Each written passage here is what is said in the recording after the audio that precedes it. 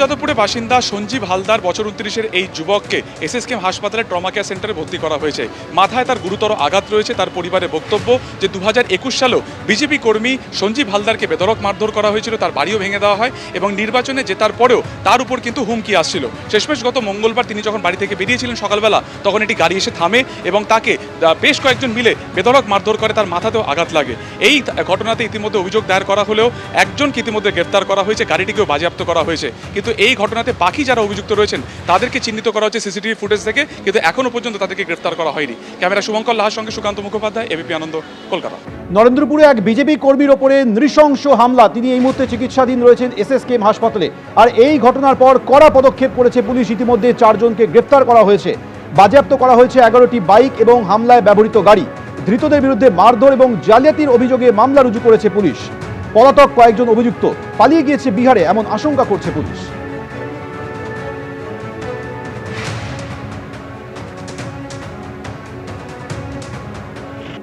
রাজ্যে পালাবদলের পরই কাটলো বাধা।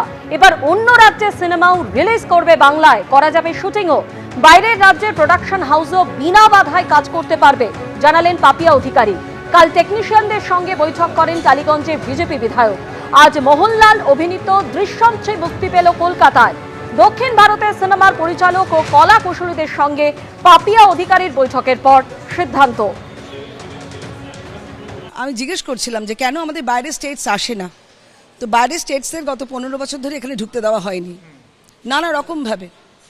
Aniruddha, you come all 15 years.